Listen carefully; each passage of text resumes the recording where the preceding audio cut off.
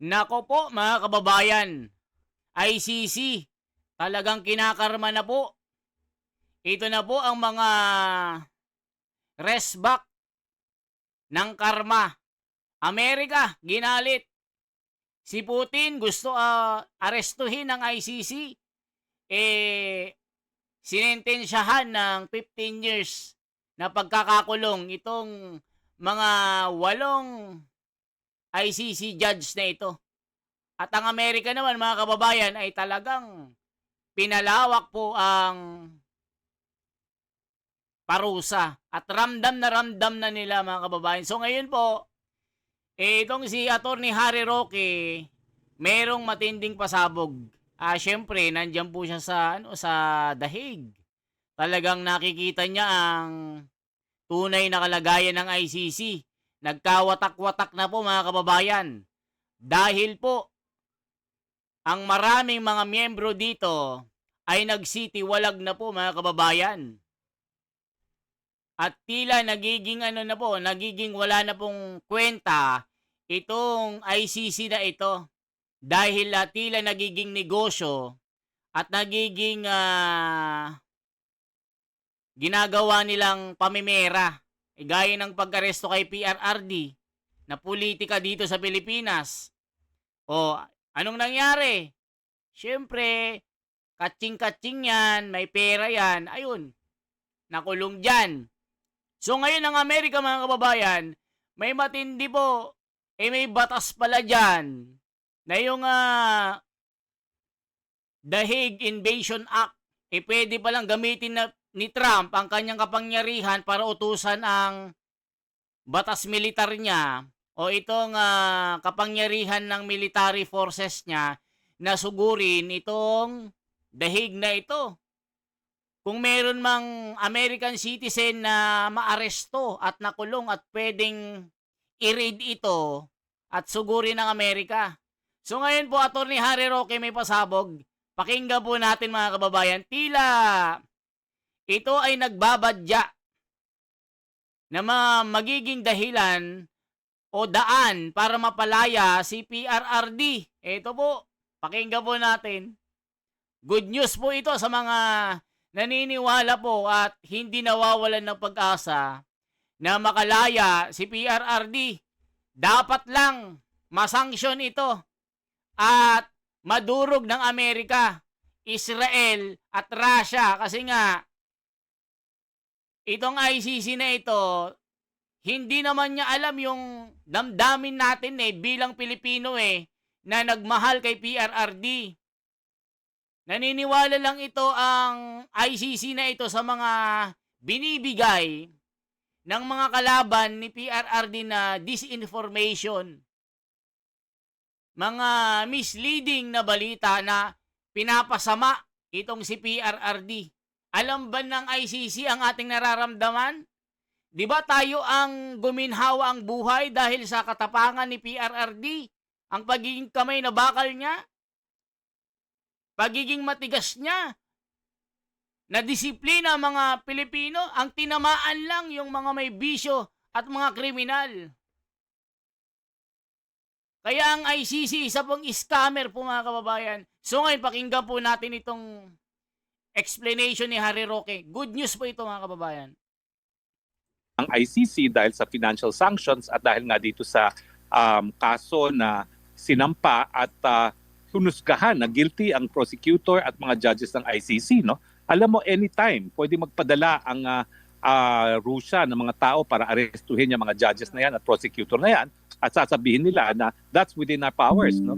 Kasi nga yan ang mangyayari kapag nagpupumilit ka na magkaroon ng jurisdiction na wala naman talagang jurisdiction, no? So sa akin, ang mabuting balita kay Tatay Digong ay baka ito maging dahilan para tunay nang mawala ang ICC at maging dahilan sa kanyang pagpapalaya.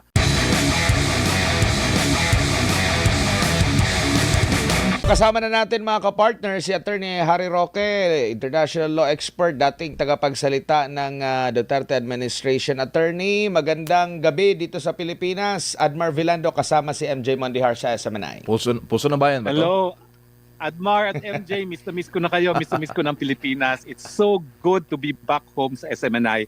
at mabuti na lang nakahanap tayo ng oras na tugma sa oras ko at sa oras ninyo. Opo, Maraming salamat. Attorney, ilang degrees ba dyan? Gano'n ba kalamig Lamig, oh. ngayon dyan? Kasi Nakascarf. balat na balot ka. Zero. It's zero right now. Opo. Dito tayo, yung ICC judge, attorney, meron na pong mga, ano pong nakikita nyo po dito sa ganito pong trend, attorney? Sa totoo lang, nalulungkot ako. Kasi ako, sinuportahan ko ang pagtatatag ng ICC. Hindi ko naman maikakailayan.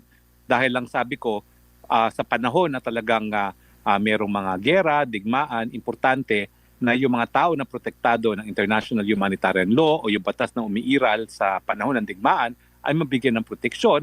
At kapag meron lumabag sa mga proteksyon na binibigay ng batas sa mga sibilyan, sa mga manggagamot, sa mga religious leaders, dapat merong hukuman na magbibigay ng katarungan. Kaya lang, ang ICC linabag mismo yung basihan kung kaso ng Pilipinas, nakikita natin na umalis na tayo and yet nagpursige sila ng pagsasampa ng kaso. Sa kaso ng Russia, kaya galit na galit sila, ni minsan hindi naman sila hinusgahan yung prosecutor at ang mga judges ng Russia sa kanilang hukuman. Dahilan para kahit kailan, pwede na. Pero ang ICC din ang dapat sisihin sa mga pangyayaring ito dahil nga hindi nila na kinalimutan nila na ang basihan talaga ng jurisdiction ng hukuman kasi nagpipilitan ngayon dahil siguro mawawalan sila ng trabaho kapag hindi kilalanin ng jurisdiction ng mga bansa. Ayan, nagpupumilit sila na litisin si Tatay Digong bagamat tayo umalis na ng ICC at ngayon naman pinipilit nila na litisin si President Putin na ni minsan hindi naman naging kasapi ang Russia sa ICC gaya ng Amerika at gaya rin ng bansang China. Opo, ano pong maaring masamang implikasyon o mabuting implikasyon nito po kay former President Rodrigo Duterte at sa iba pa na inaakusahan po dyan po sa ICC considering na-freeze na yung mga bank accounts nila, putol na raw yung access ng mga judges sa mga pangunahing serbisyong pinansyal, yung connection daw sa mga bangko, credit cards, mga tech giants tulad ng Amazon. Ano po ang masasabi niyo po, attorney? Well, nung minsan ako'y nag-vlog, at sabi ko, 3 pamamaraan ang pwedeng maging dahilan para mapalaya si Tatay Digong. Unang-una, yung desisyon ng Appeals Chamber sa argumento ni Tatay Digong na wala ng jurisdiction ng ICC kasi yan ay didesisyonan pa ng Appeals Chamber. Pangalawa, yung desisyon ng Trial Chamber na nagsasabi na unfit na to stand trial si Tatay Digong. At pangatlo, kung talagang susuko ng ICC dahil sa financial sanctions at dahil nga dito sa kaso na sinampa at hunusgahan na guilty ang prosecutor at mga judges ng ICC. Alam mo, anytime, pwede magpadala ang Russia ng mga tao para arestuhin yung mga judges na yan at prosecutor na yan at sasabihin nila na that's within our powers. Kasi nga, yan ang mangyayari kapag nagpupumilit ka na magkaroon ng jurisdiction na wala naman talagang jurisdiction. So sa akin, ang mabuting balita kay Tatay Digong ay baka ito maging dahilan para tunay nang mawala ang ICC at maging dahilan sa kanyang pagpapalaya. Ang bad news, hindi natin alam kung kailan mangyayari yan dahil si Tatay Digong naman ay 80 anyos na. Ang Russia ba, meron ba silang batas, attorney, or legal ba sa kanila yung mga extraordinary rendition parang kagaya sa Amerika? Well, yan ang ginawa ng ICC. Nagbulag-bulagan doon sa pagkikidnap at pagpapadala sa ICC at sinabi nila, baliwala yan, dahil ang importante, mabigyan sila ng karapatan na depensa ng sarili nila. So ang Russia, pwede rin gamitin yung ganyang argumento. Ginagawa yan ng Amerika, ginagawa yan ng Pilipinas, tinotolerate yan ng Netherlands at ng EU, so dapat pwede rin nilang gawin. Kaya nga sinasabi ko, the golden rule, kung ang Europa ayaw nila na dukutin na lang ang kanilang mamamayan para litisin sa iba't ibang jurisdiction, wag din sila maglitis ng tao gaya ni Tatay Digong na dinukot at dinala dyan sa ICC dahil ang kidnapping, sang-ayon nga sa isang desisyon ng South African Constitutional Court, ay illegal at hindi po pwedeng iwasto ang isang pagkakamali sa pamamagitan ng isa na naman pagkakamali. At yan nga yung pagkikidnap para magkaroon ng jurisdiction sa pagkatao ang isang hukuman. Opo, tsaka yung isang judge at Attorney Harry na nag-preside doon sa isang hearing kay FPRD, may interview, batid ko na napanood po ninyo at sila po ay umaamin na talagang apektado sila sa US sanctions na ipinataw against sa ICC. Tama po yan, no? Dahil talagang hindi lang yung mga judges ang na-sanction, pati yung mga kamag-anak nila. No? At masakit yan dahil mawawalan ka ng kontrol sa iyong kita, lalong-lalo na ang mga sweldo ng mga judges ay in US dollars at sila ay mga hindi naman taga-Netherlands. No? So kinakailangan magpadala ng pera sa kanilang mga kanya-kanyang bansa, hindi na nila magagawa yun. Pero talagang masakit na nangyari sa kanila kasi wala na silang Google, wala na silang computer programs man lamang, ang kanilang email, proton mail, no? Pero mahirap talaga ang kanilang kalagayan ngayon. At kaya nga ako, sinasabi ko, bilang ng araw ng ICC, hindi na po pwede magpatuloy at sana nga lang, tunay ng pumanaw ang ICC sa lalong mabilis ng panahon nang mapauwi pa si Tatay Digong na 80 na nga po. Opo, pero still kumikita pa rin sila for now, attorney, yung ICC. Siyempre, in fact, yan ang dahilan kung bakit linilitis nila si Tatay Digong. Dahil kung wala si Tatay Digong, wala na silang lilitising kaso.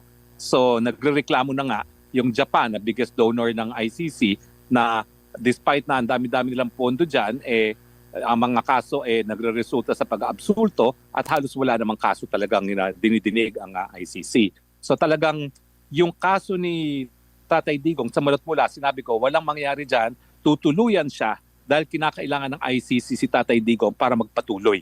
It's an existential issue for the ICC. Kung wala si Tatay Digong, baka tuluyan ang mawala yung ICC. Attorney, si Edmar po ulit. Doon sa mga recent na mga pahayag ni President Donald Trump, meron siya nabanggit lahat ng mga makikipag-ugnayan dito sa ICC. Marami pa pong mga bansa na nakikipag-ugnayan dito. In fact, nabanggit mo nga nag-finance pa rito. Maaari din po ba it's either mahagip sila nitong maging sanction ng US or maari din ba na baka mas the more na mawala yung suporta nila, mas maraming mga bansa na titiwalag na at hindi nakikilalanin yung jurisdiction na nila dahil nga dito sa naging hakbang na ito ng mga malalaking bansa against sa ICC. Nakikita nyo ba yung probability ng ganun, attorney? Well, in fact, as we speak, isang bansa na naman ang bumitiw. Ang bansang Venezuela ay bumitiw na sa ICC. At as early as 2021, nung ako ay tumakbo para sa International Law Commission, nagbabala na nga ang African Union. Lahat ng miyembro ng African Union na sabay-sabay silang bibitiw dyan sa ICC dahil ang pinupuruhan nga ng ICC ay puro mga taga-Afrika. Ang naging kasagutan nga ng ICC para sabihin hindi lang mga Afrikano ang hinahabol nila, kinasuhan nila si Tatay Digong. So sa tingin ko talaga, ang mali ng ICC ay yung i-insist na meron silang jurisdiction maski wala na silang jurisdiction. Kasi hindi mo po pwede baliwalain ang soberenya ng mga bansa. Granting na nabaliwala nila ang soberenya ng Pilipinas, no? Paano naman yung soberenya ng iba pang mga miyembro, no? So ngayon nag-iisip sila, kung ICC nga ay magpapatuloy sa kaso ng Pilipinas na malinaw na sinimula ng preliminary investigation matapos na tayo nagbitiw na, gagawin din nila yan sa iba pang mga miyembro. Kaya nga sa tingin ko, lalong mapapabilis ang pag-alis ng mga bansa sa ICC kung magpapatuloy ang kaso laban kay Tatay Digong. Having said that, I am encouraged by the recent decision of the ICC inviting further observations from the prosecution and the Counsel for the Victims on the issue of jurisdiction. Kasi sa totoo lang, sumagot na sila. Pero nais pang madinig ng korte ang mga argumento ng prosecutor at ng abogado ng mga biktima. Ibig sabihin, talagang pinag-iisipan ng korte kung paano didesisyonan yung motion to dismiss si Tatay Digong for jurisdiction. Kasi nga ang implication yan, pag nagpumilit ang korte na wala na talaga siyang jurisdiction, asahan nyo, mas marami pang bansa ang bibitiw sa ICC. Nabanggit mo kanina yung Venezuela. Mabigat pala yung naging pahayag ng President ng National Assembly. I-quote ko lang, sabi niya dito, and I quote, "It is to demonstrate and denounce to the world the uselessness and subservience of an institution that should serve to protect the people," attorney. Punto ng Venezuela. Kaya nga alam mo, sabi ko kanina malungkot. Kasi yung ICC mismo, matapos itaguyod yan at tayo na may aktibo talaga para inganyohin ang mga bansa sa buong daigdig na sumapi sa ICC, ang dahilan kung bakit nawawalan ng kumpiyansa ang mga bansa. Hindi po pwede baliwalain ang soberenya ng mga malayang bansa. At dapat kilalanin ng ICC na po pwede lang sila magkaroon ng jurisdiction kapag malinaw na pumayag ang isang bansa. Dahil pag hindi sila pumayag, ang may karapatan lang lumitis na mga kaso nangyari sa kanilang mga teritoryo ay ang mga lokal na hukuman. Isa pa sa mga kilalang bansa pala, attorney, na nag-withdraw sa ICC is ang Hungary. At, Hungary. yung At before Hungary, Burundi. oo. So sunod-sunod po yan. I think it will be a dominoes effect na dahil baka sumunod na ang entirety, yung kabuuan ng African Union.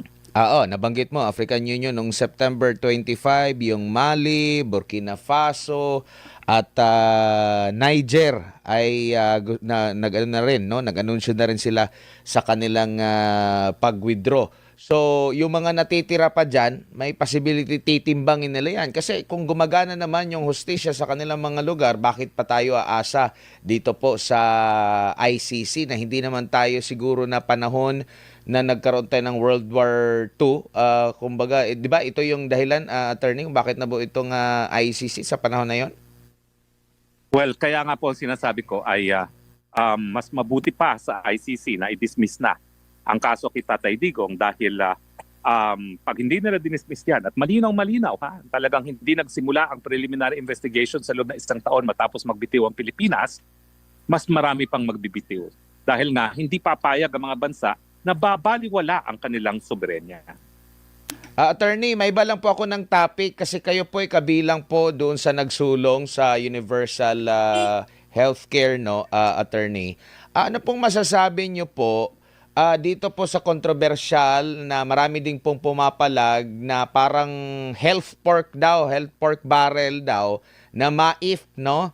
Kung saan magbibigay ng guarantee letter at mas nito mga nakalipas na buwan under sa taon under sa kasalukuyang administration, either mas mataas ito kumpara sa PhilHealth na pondo o di kaya ay mas napaglalaanan ng malaking pondo. Like ngayong taon, next year, meron na namang mataas na pondo pero ang mga politiko po, bago ka makatanggap nito, yung sinasabi po ng mga tutol dito, dapat dumaan ka sa politiko. Ang marami naman ang nagsasabi na dapat doon na lang ilaan ng mga pondo para dito sa Universal Healthcare, sa PhilHealth, under sa PhilHealth, attorney. Well, naniniwala po ako na dapat talaga tanggalin na yung MAIF. At yung buong pondo ng MAIF, ibuhos na sa Universal Healthcare. Having said that, alam mo naman ang ginagawa ng administrasyong bangag, no? Ginagastos para sa tulay na meron ng pondo galing sa mga gobyernong dayuhan. No? So sa akin, ideally, in a perfect world, kung wala ang bangag administration na corrupt, dapat talaga mapunta yan sa Universal Healthcare. Pero habang nariyan ang gobyernong corrupt ni bangag, kahit papano, nakikita ko naman kung paano nakakatulong yung MAIF kung ang mga politiko ang magre-release ng pondo dyan. No? Kasi nakakarating talaga sa tao. No? Hindi nila gagamitin para sa tulay, pundado na ng ibang mga gobyerno. No? Opo, attorney. So yan mga kababayan, anong masasabi nyo po dito? Matindi ang corruption pa din mga kababayan. At bali-balita nga 90 billion yung ibabudget kay Sara Duterte para ma-impeach. So ngayon po, anong ma-react nyo po dito sa nangyayari ngayon na kamalasan po at pagkakarma ng ICC ngayon? Parang pumapalag pa sila na hindi sila papasakop sa kapangyarihan ng Amerika. 'Di ba? Maaari silang lusubin anytime. Pagka ipinagpatuloy nila itong mga gawain nilang kabalbalan, useless. Isipin nyo, nalalabag po ang soberanya ng isang bansa sa kanilang kunwari for humanity pero for the money lang mga kababayan. They are only thinking about their pocket mga kababayan. Kunwari serving the humanity. We are the righteous one. Pero ang totoo, mga scumbag po ito. Ang tindi anytime pwedeng lusubin ng Russia. Nakasuhan po at guilty, 15 years ang pagkakakulong. Okay? Anong masasabi nyo po? Talagang bilang na po, nabibilang na po ang araw ng ICC. Tila itinulak ang sarili sa bangin Kasi sobrang yabang kasi mga kababayan eh. Akala nila sila yung untouchable talaga eh. So ito po ang magiging way, mga kababayan, sabi na rin ni Attorney Harry Roque, baka mapalaya po itong si Tatay Digong. So mag-pray-pray po tayo. Okay po? Kung nakarating po kayo sa part na ito, i-comment nyo po kung saan po kayo nagko-comment. Anong location nyo po. Halimbawa, nasa Europe kayo, sa Amerika, sa Cuba, sa Nigeria, Burkina Faso, mga ganyan. Then, re-replyin ko po kayo isa-isa. Kasi, pagka nakita ko po na gano'n, nire-replay ko po. Okay? Salamat po. Ako si The Wonders Philippines. And, pa-like, pa-share po at pa-subscribe ang ating YouTube channel. Sana po mga kababayan, i-click nyo po yung notification bell para every time na mag-upload po tayo, syempre mga reaction video natin, mapapanood nyo po lahat. Okay po? Mabuhay po mga kababayan and God bless.